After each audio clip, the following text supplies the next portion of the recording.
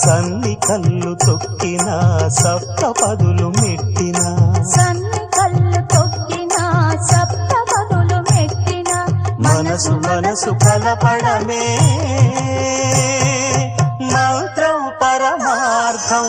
శ్రీరస్తు శుభమస్తు, శ్రీరస్తు శుభమస్తు.